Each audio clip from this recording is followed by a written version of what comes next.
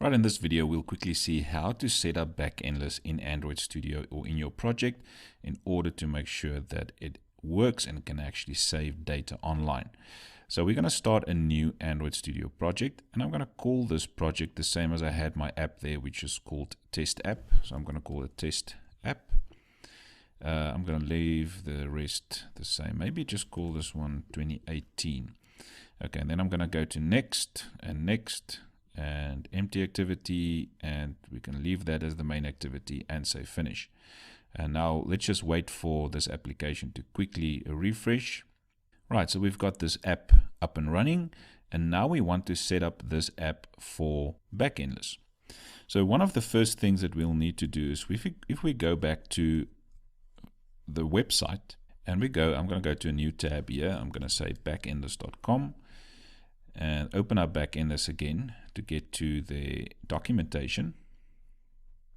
So I'm going to go to documentation, API documentation, going to the getting started guide. Right, so if the page refreshed, you can see that there in the quick start guide, they tell us how we can set up the Android application. So there's a few things that they do here.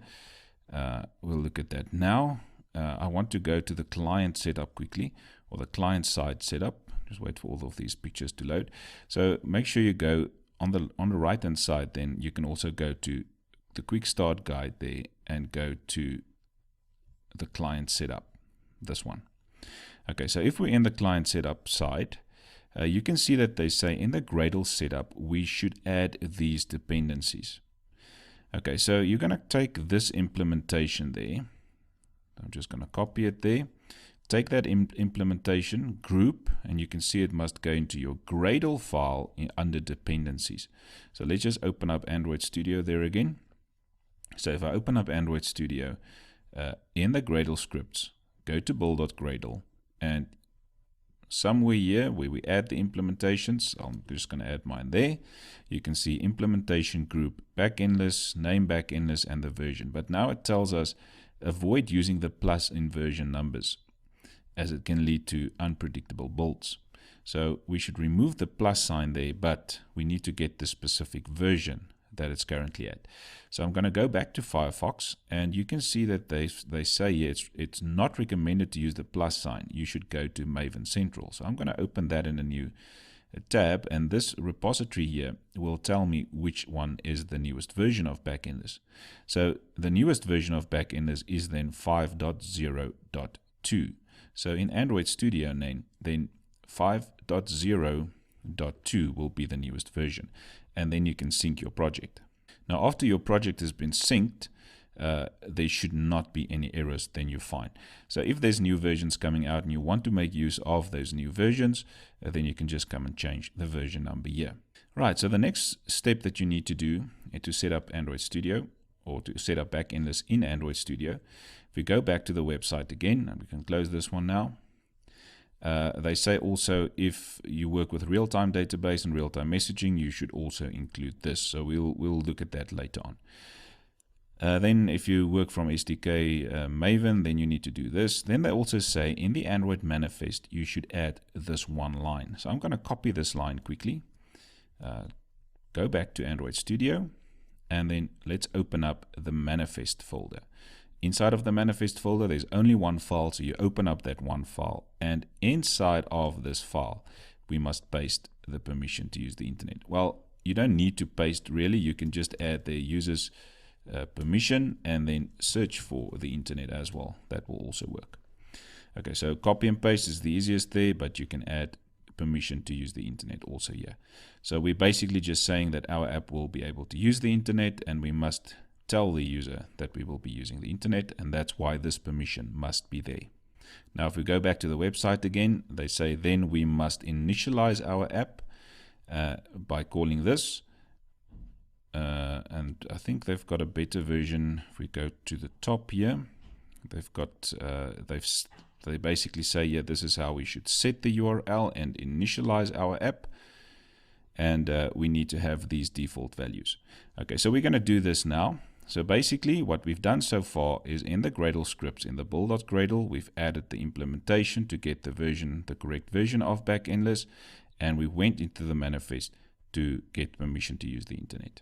Okay, so now the next thing is to go into your Java folder and create a new Java file. I'm going to say new Java file.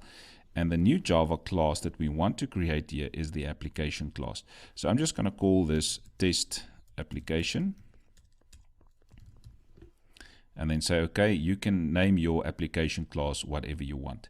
So basically what an application class is, it's the class that runs the very first thing that your application runs, even before your main activity. So remember, in your manifest file, we say the main activity is the main one and that one should launch. But even before your main activity launches, your application class will launch. So by just creating a class with the word application in it will not work. So we need to say extends there, and you need to say extend application from the android.app library. Okay, so this now makes it the application class. But also, if I just leave it like this, it won't work. We need to go into the manifest file and add the name property there under the application tag. And you can see, because that test application class of ours extends application, it will automatically pick it up as the application class. So you can just select it, and you can see now in the application tag, before the settings part closes, somewhere there you need to add the name property.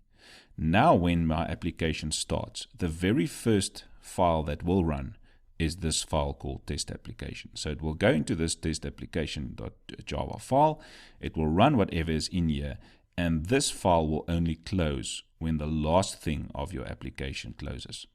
So remember, your application class is the one that starts right at the beginning, and it's the very last thing that ends.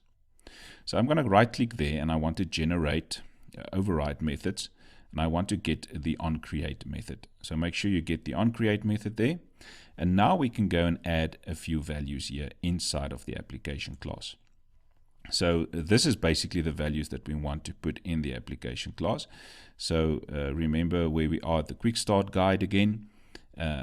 Right at the top, the quick start guide. And if you go down, these are the default values that we want. So I'm going to copy those values, go into Android Studio, and these are the values that we want to get defined right at the top. But these values will not be correct, so you can leave out those values in the strings. We will place in other values there right now. Okay, so we're going to have the application ID, the API key, and the server URL. Let's go to the website again, and then in order to initialize your app, you need those lines as well. Backendless.setURL as well as init_app. So let's open up Android Studio again. Inside of the onCreate, that's where we will start using these. Okay, for that, Alt-Enter. Alt-Enter will give you the import statement there. We will not use defaults there. We're just going to use the server URL. We will not use defaults, and we will not use defaults there. We will just use it as it is. Okay, so we've got our server URL defined there, our application ID there, and our API key there. And those are the values that we will use. So for now, they are all of them are basically useless. We need to enter some values there. So for the URL there, you need to type in https://api.backendless.com, and that will be the server URL where we need to connect to. But now, if it connects to the server URL, we also need our unique application ID and our unique server or API key. So go back to the website again where we had our app defined. So this is my app. We called it test app in the previous video. And you remember, if we go to the home button there, I'll have an application ID as well as an Android API key. So first take your application ID. So there's my application ID. Yours will be different. So just copy it from there, go back to Android Studio, and that's your application ID. You can paste it there. Go back to the website again, go to the Android API key, and if you think that somebody else has got your API key, you can just refresh there and regenerate that key, and then copy it. So you can copy that API key, that Android API key, go back and paste it in your API key. Right, so now we've basically set up Android Studio, or this project called Test App 2018, to work with my database that I've got online that's called Test App. or my application called test app. So you can see there's one API that I've already run for some reason. I'm not sure why. So if we go to data now, this is where all my data tables will be. So you can just keep it open at the data tab there. So just to run through the steps again, what you need to do right at the beginning is to go into your build.gradle, make sure you've got this implementation there. So if you missed it, you can just type it there from the video also. This is what you need for your implementation. And then you click on sync now so that your application can sync the library of Backendless. The second step was to go into your manifest and make sure that you have this line of coding to say that we need the internet connection. Your third step was to create this application class by just right-clicking there and saying new Java class. Create your test application class. The class should extend application. You must have the application ID, API key, server URL, and then these few lines to just set up the URL and initialize your app. Where did we get these three values? Remember from the website, if you go to your home button, there's the application ID and there's your Android API key. Right, so you paste those two values. Your server URL will always stay the same. It will be api.backendless.com, so just leave that one the same. And then these two lines of coding will basically then set up your application. Also remember, if you create your test application class, that in your manifest file, you need to add the name property to add your test application as the very first thing that will run when the application starts. Okay, so this is basically setting up your application. And if you are able to type backendless.setURL without any errors like mine here, then you know that your library in the build.gradle file actually synced and you've got the library. Now let's quickly see and test if we can get something to run on this application. So I'm going to go into my main activity quickly.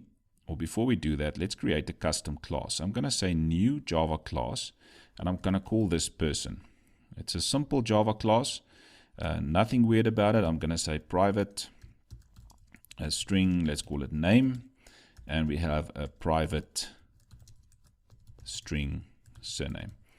And we'll get back to this later on, but basically what Backendless wants is just the normal default constructor and some getters and setters. So I'm going to go and say generate the getters and the setters for me, which is those two. And then we can also create, generate the constructor, and we're going to say select none. And that's just basically the no argument constructor where we can set the name to null and we can set the surname to null. Okay, so this is just a basic Java class, but this class now in Java will become in my database a new table. So in Java, classes, in Backendless, it becomes a table.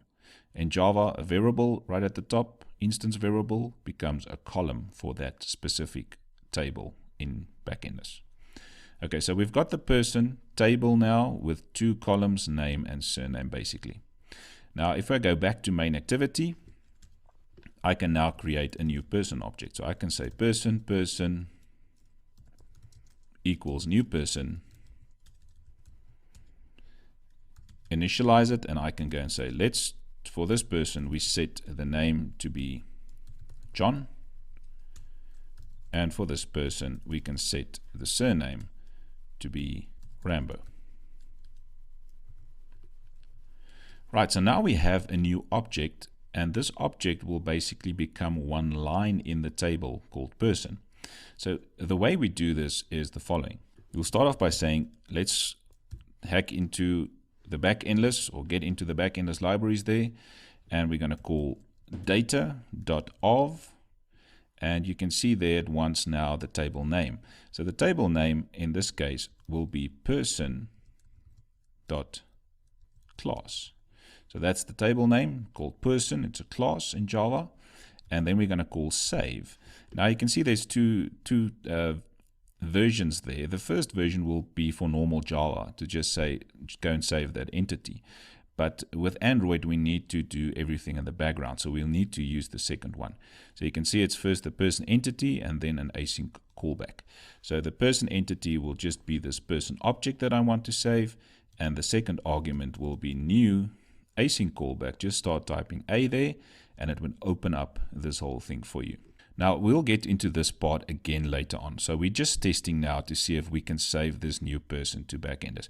So I'll explain later on what this handle response and handle fault and all of those mean. But for now, let's just see if something gets saved into Backendless. So I'm going to run this application quickly on a virtual device. So there the app is running. I'm not going to pause the video now. You can see my Gradle build is running at the bottom.